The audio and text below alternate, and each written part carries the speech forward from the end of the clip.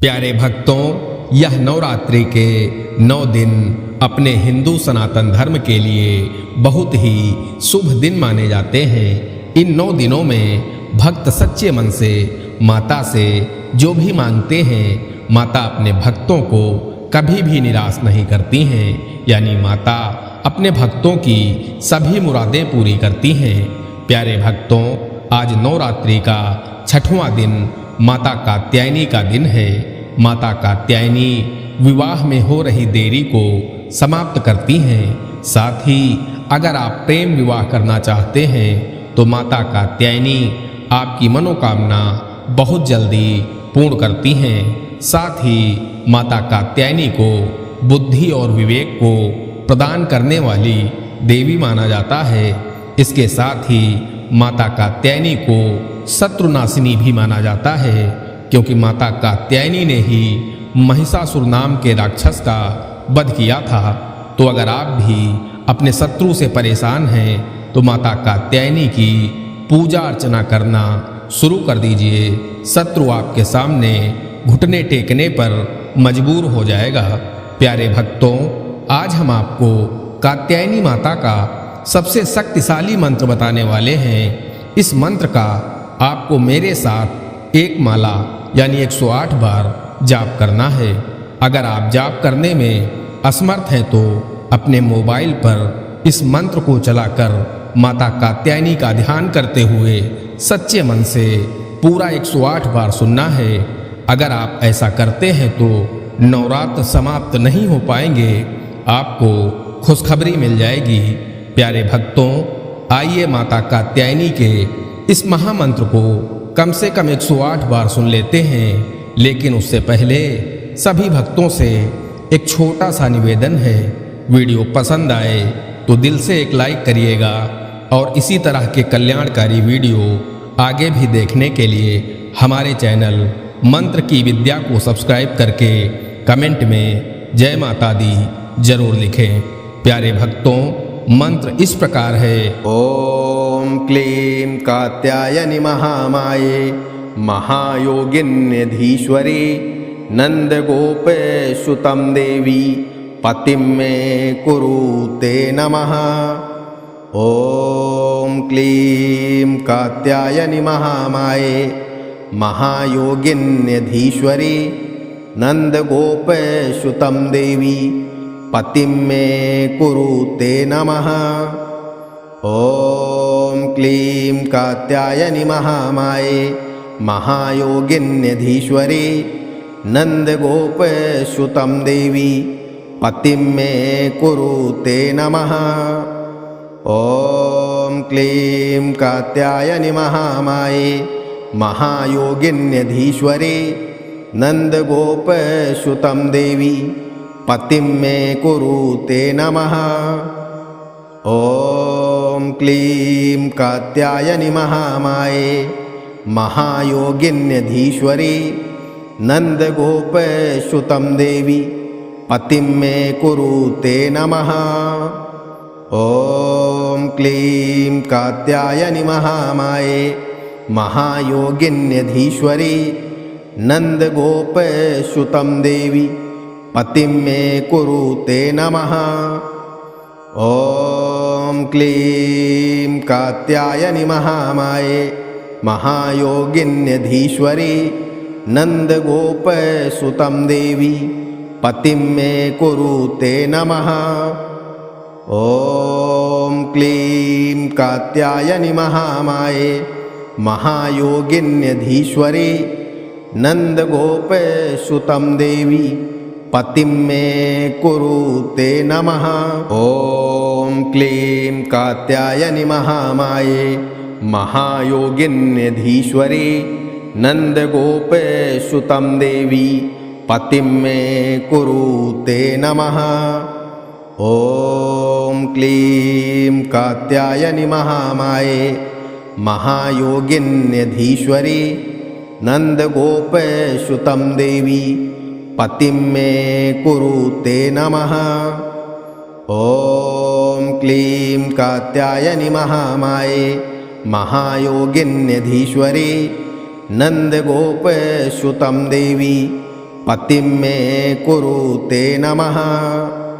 ॐ क्लीं कात्यायनि महामाये महायोगिन्यधीश्वरे नन्दगोपसुतं देवी पतिं मे कुरुते नमः।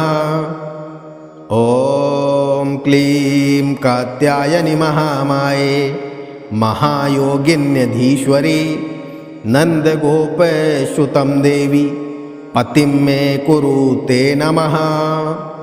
ॐ क्लीं कात्यायनि महामाये महायोगिन्यधीश्वरे नन्दगोपसुतं देवी पतिं मे कुरुते नमः। ॐ क्लीं कात्यायनि महामाये महायोगिन्यधीश्वरे नन्दगोपसुतं देवी पतिं मे कुरुते नमः। ॐ क्लीं कात्यायनि महामाये महायोगिन्यधीश्वरे नन्दगोपसुतं देवी पतिं मे कुरुते नमः। ॐ क्लीं कात्यायनि महामाये महायोगिन्यधीश्वरे नन्दगोपसुतं देवी पतिं मे कुरुते नमः। ॐ क्लीं कात्यायनि महामाये महायोगिन्यधीश्वरे नन्दगोपसुतं देवी पतिं मे कुरुते नमः। ॐ क्लीं कात्यायनि महामाये महायोगिन्यधीश्वरे नन्दगोपसुतं देवी पतिं मे कुरुते नमः।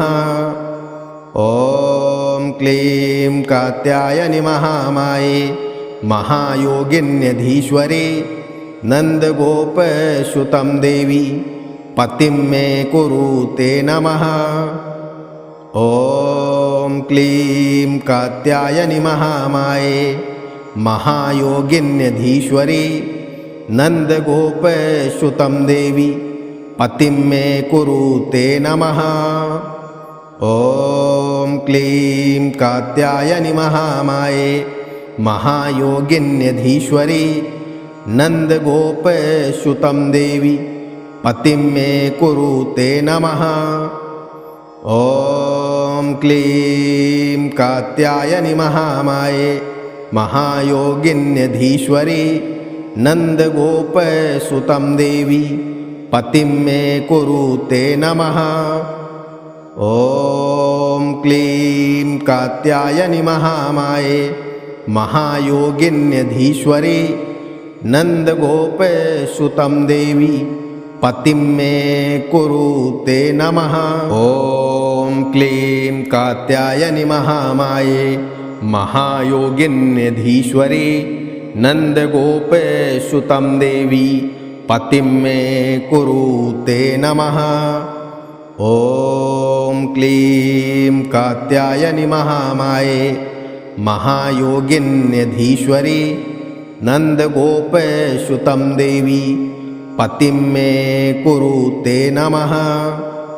ॐ क्लीं कात्यायनि महामाये महायोगिन्यधीश्वरे नन्दगोपसुतं देवी पतिं मे कुरुते नमः। ॐ क्लीं कात्यायनि महामाये महायोगिन्यधीश्वरे नन्दगोपसुतं देवी पतिं मे कुरुते नमः।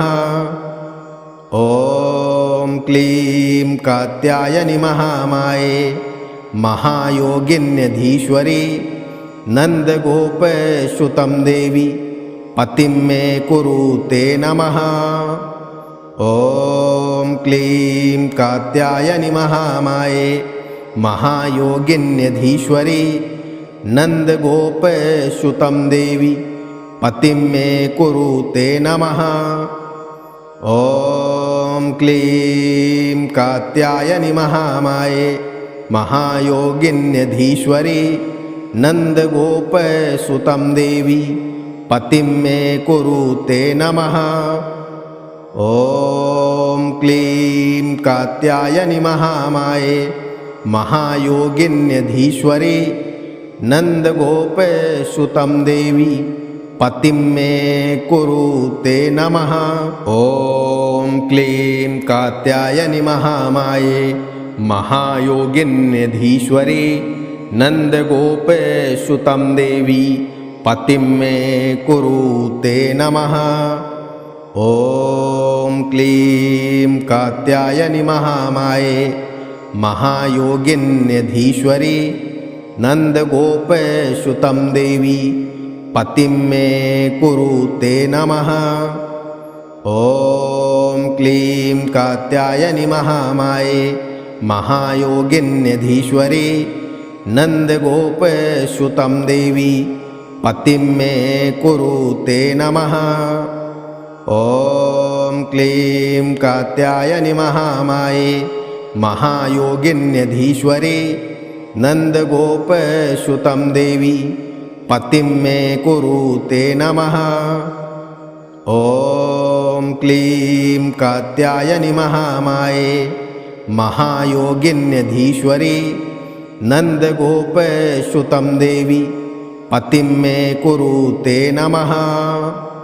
ॐ क्लीं कात्यायनि महामाये महायोगिन्यधीश्वरे नन्दगोपसुतं देवी पतिं मे कुरु ते नमः। ॐ क्लीं कात्यायनि महामाये महायोगिन्यधीश्वरे नन्दगोपसुतं देवी पतिं मे कुरु ते नमः।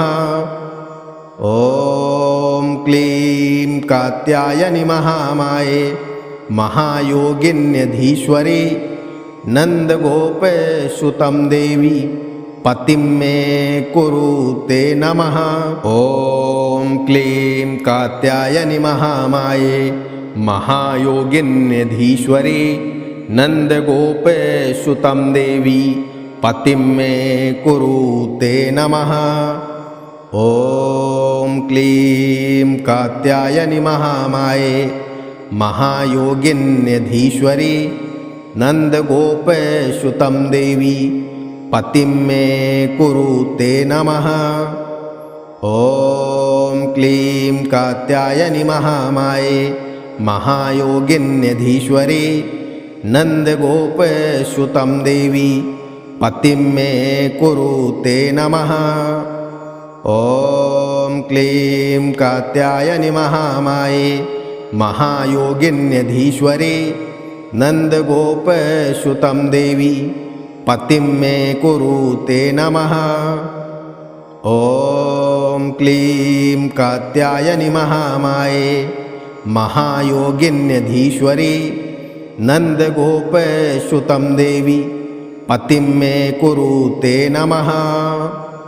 ॐ क्लीं कात्यायनि महामाये महायोगिन्यधीश्वरे नन्दगोपसुतं देवी पतिं मे कुरु ते नमः।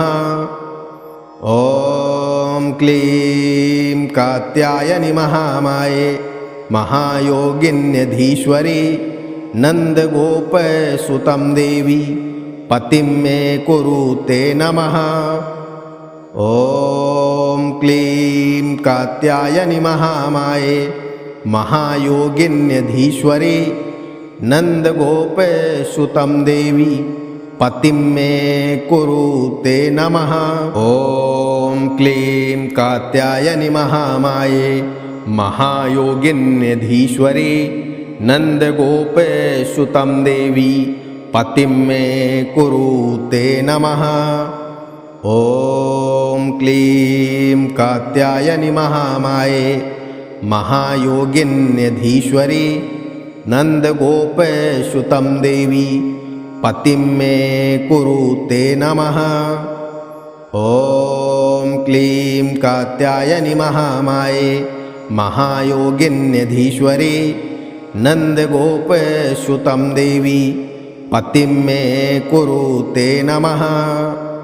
ॐ क्लीं कात्यायनि महामाये महायोगिन्यधीश्वरे नन्दगोपसुतं देवी पतिं मे कुरुते नमः। ॐ क्लीं कात्यायनि महामाये महायोगिन्यधीश्वरी नन्दगोपसुतं देवी पतिं मे कुरुते नमः। ॐ क्लीं कात्यायनि महामाये महायोगिन्यधीश्वरी नन्दगोपसुतं देवी पतिं मे कुरुते नमः। ॐ क्लीं कात्यायनि महामाये महायोगिन्यधीश्वरी नन्दगोपसुतं देवी पतिं मे कुरुते नमः। ॐ क्लीं कात्यायनि महामाये महायोगिन्यधीश्वरी नन्दगोपसुतं देवी पतिं मे कुरुते नमः। ॐ क्लीं कात्यायनि महामाये महायोगिन्यधीश्वरी नन्दगोपसुतं देवी पतिं मे कुरुते नमः। ॐ क्लीं कात्यायनि महामाये महायोगिन्यधीश्वरी नन्दगोपसुतं देवी पतिं मे कुरुते नमः।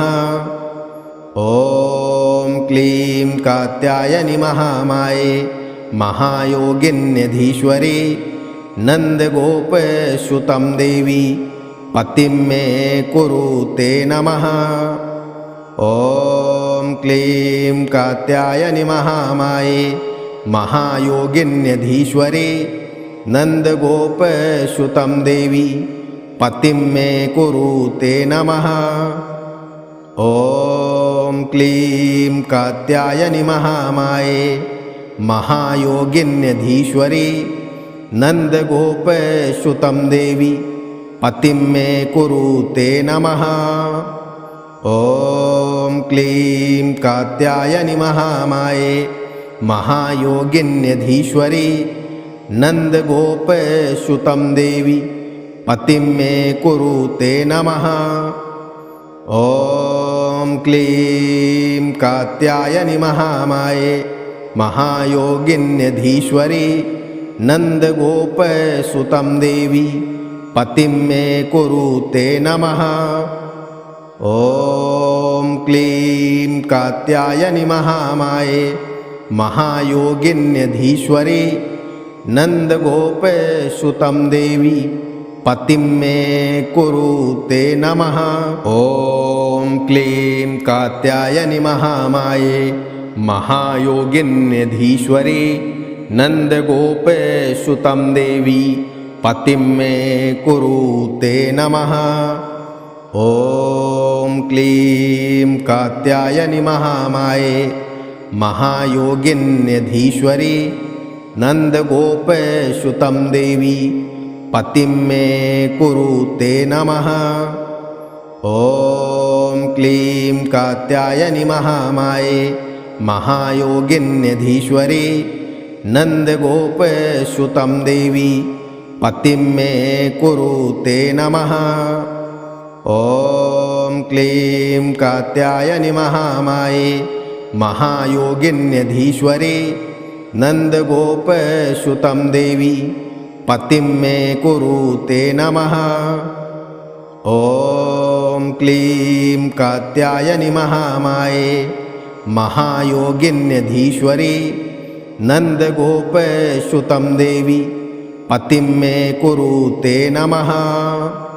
ॐ क्लीं कात्यायनि महामाये महायोगिन्यधीश्वरी नन्दगोपसुतं देवी पतिं मे कुरुते नमः। ॐ क्लीं कात्यायनि महामाये महायोगिन्यधीश्वरी नन्दगोपसुतं देवी पतिं मे कुरुते नमः। ॐ क्लीं कात्यायनि महामाये महायोगिन्यधीश्वरी नन्दगोपसुतं देवी पतिं मे कुरु ते नमः। ॐ क्लीं कात्यायनि महामाये महायोगिन्यधीश्वरी नन्दगोपसुतं देवी पतिं मे कुरु ते नमः। ॐ क्लीं कात्यायनि महामाये महायोगिन्यधीश्वरी नन्दगोपसुतं देवी पतिं मे कुरु ते नमः। ॐ क्लीं कात्यायनि महामाये महायोगिन्यधीश्वरी नन्दगोपसुतं देवी पतिं मे कुरु ते नमः। ॐ क्लीं कात्यायनि महामाये महायोगिन्यधीश्वरी नन्दगोपसुतं देवी पतिं मे कुरु ते नमः। ॐ क्लीं कात्यायनि महामाये महायोगिन्यधीश्वरी नन्दगोपसुतं देवी पतिं मे कुरु ते नमः। ॐ क्लीं कात्यायनि महामाये महायोगिन्यधीश्वरी नन्दगोपसुतं देवी पतिं मे कुरु ते नमः। ॐ क्लीं कात्यायनि महामाये महायोगिन्यधीश्वरी नन्दगोपसुतं देवी पतिं मे कुरु ते नमः। ॐ क्लीं कात्यायनि महामाये महायोगिन्यधीश्वरी नन्दगोपसुतं देवी पतिं मे कुरु ते नमः। ॐ क्लीं कात्यायनि महामाये महायोगिन्यधीश्वरी नन्दगोपसुतं देवी पतिं मे कुरु ते नमः। ॐ क्लीं कात्यायनि महामाये महायोगिन्यधीश्वरी नन्दगोपसुतं देवी पतिं मे कुरु ते नमः। ॐ क्लीं कात्यायनि महामाये महायोगिन्यधीश्वरी नन्दगोपसुतं देवी पतिं मे कुरु ते नमः।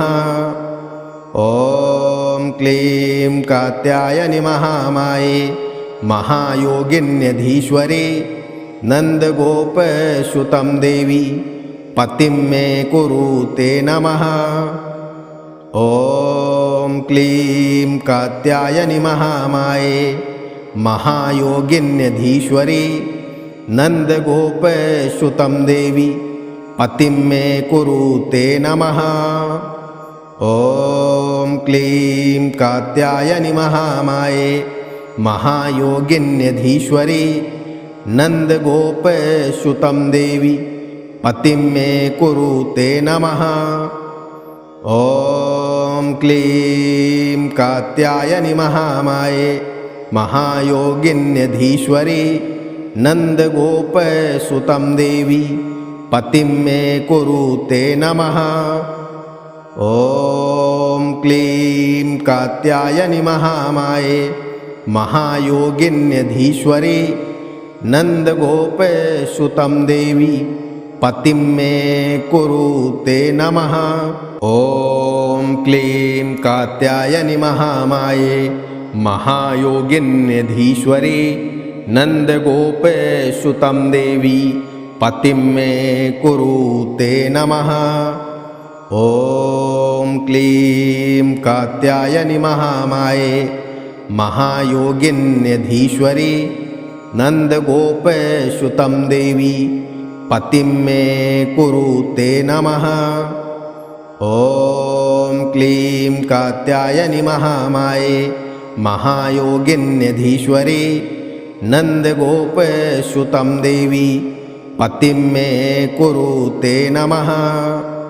ॐ क्लीं कात्यायनि महामाये महायोगिन्यधीश्वरी नन्दगोपसुतं देवी पतिं मे कुरु ते नमः। ॐ ॐ क्लीं कात्यायनि महामाये महायोगिन्यधीश्वरी नन्दगोपसुतं देवी पतिं मे कुरु ते नमः। ॐ क्लीं कात्यायनि महामाये महायोगिन्यधीश्वरी नन्दगोपसुतं देवी पतिं मे कुरु ते नमः। ॐ क्लीं कात्यायनि महामाये महायोगिन्यधीश्वरी नन्दगोपसुतं देवी पतिं मे कुरु ते नमः। ॐ क्लीं कात्यायनि महामाये महायोगिन्यधीश्वरी नन्दगोपसुतं देवी पतिं मे कुरु ते नमः। ॐ क्लीं कात्यायनि महामाये महायोगिन्यधीश्वरी नन्दगोपसुतं देवी पतिं मे कुरु ते नमः। ॐ क्लीं कात्यायनि महामाये महायोगिन्यधीश्वरी नन्दगोपसुतं देवी पतिं मे कुरु ते नमः। ॐ क्लीं कात्यायनि महामाये महायोगिन्यधीश्वरी नन्दगोपसुतं देवी पतिं मे कुरु ते नमः। ॐ क्लीं कात्यायनि महामाये महायोगिन्यधीश्वरी नन्दगोपसुतं देवी पतिं मे कुरु ते नमः। ॐ क्लीं कात्यायनि महामाये महायोगिन्यधीश्वरी नन्दगोपसुतं देवी पतिं मे कुरु ते नमः। ॐ क्लीं कात्यायनि महामाये महायोगिन्यधीश्वरी नन्दगोपसुतं देवी पतिं मे कुरु ते नमः। ॐ क्लीं कात्यायनि महामाये महायोगिन्यधीश्वरी नन्दगोपसुतं देवी पतिं मे कुरु ते नमः। ॐ क्लीं कात्यायनि महामाये महायोगिन्यधीश्वरी नन्दगोपसुतं देवी पतिं मे कुरु ते नमः। ॐ क्लीं कात्यायनि महामाये महायोगिन्यधीश्वरी नन्दगोपसुतं देवी पतिं मे कुरु ते नमः। ॐ क्लीं कात्यायनि महामाये महायोगिन्यधीश्वरी नन्दगोपसुतं देवी पतिं मे कुरु ते नमः।